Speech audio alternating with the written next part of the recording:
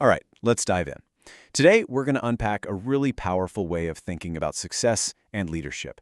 We're going to distill the core ideas from the book, Start with a Win, into a simple, actionable framework that you can start using, well, right away. Let's get into it. First things first, we've got to challenge a big assumption.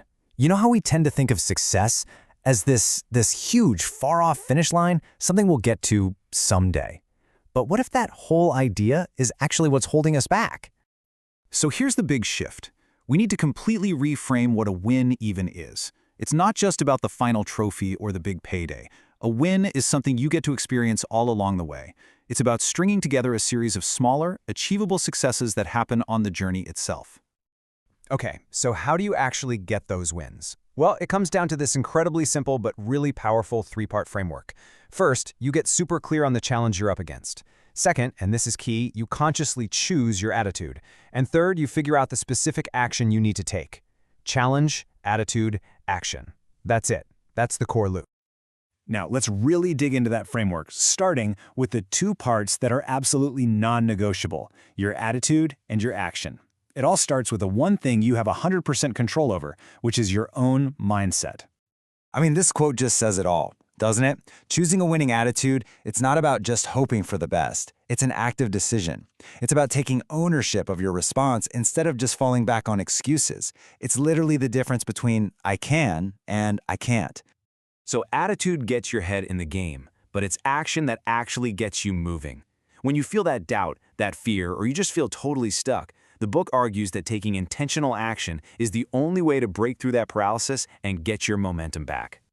And to really drive this home, the author shares some pretty high-stakes stories from his time as a police officer.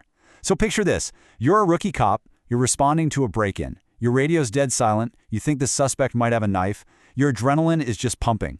In that single moment, the choice is brutally simple. You either freeze or you act.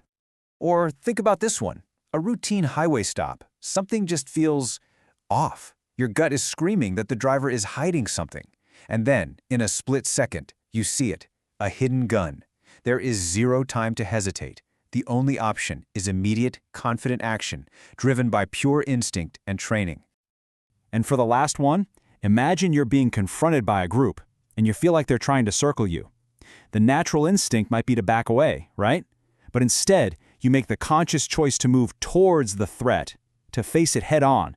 The book has this amazing description for it, like a bison heading into the storm. You see?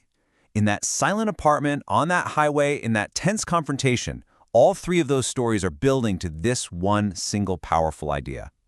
When you are faced with fear, with confusion, with that feeling of despair, deliberate action is the antidote. It's what breaks the cycle and puts you back in the driver's seat. Okay, so that feeling of being completely overwhelmed, we've all been there, right?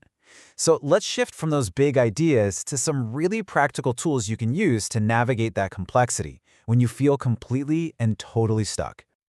To handle all that chaos, the book introduces a system that's actually borrowed from military strategy. It's called the OODA loop. It's a simple, four-step process to break down any overwhelming situation. So instead of freezing up, you just systematically observe what's going on, orient yourself to the situation, decide on a course of action, and then you act. It turns this giant, scary monster of a problem into manageable little steps. And this OODA loop, it becomes part of your personal playbook. Because, success is almost never about one big, flashy, heroic moment. It's built on relentless, consistent, focused effort. The stuff you do day in and day out. It's those small, daily actions, making one more phone call, doing one more rep, that build up this unstoppable momentum over time. So once you get good at managing your own action, the next logical step is inspiring it in other people. And this brings us to leadership. How do you take these principles and actually use them to guide a team? First, just forget about org charts and job titles for a second.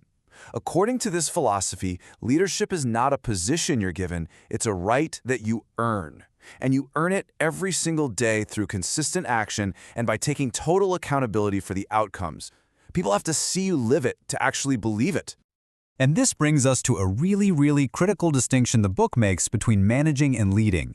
See, management is often about directing tasks and hitting the numbers on a spreadsheet. But true leadership, that's about empowering people. It's about genuinely caring for them and celebrating their wins along the way. It's all about creating positive forward motion.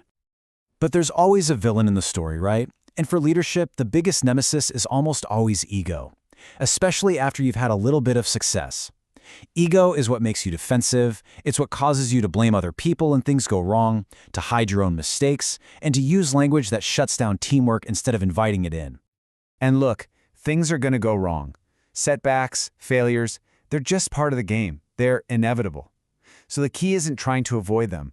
It's about reframing them as absolutely essential opportunities for growth. So, how do you actually do that? The book gives us a super practical process, the 4-step debrief. After any big project, whether you won or you lost, you ask 4 simple questions. Celebrations, what went well? Frustrations, what didn't go so well? Eliminations, what could we get rid of next time? And deviations, what were some other options we had?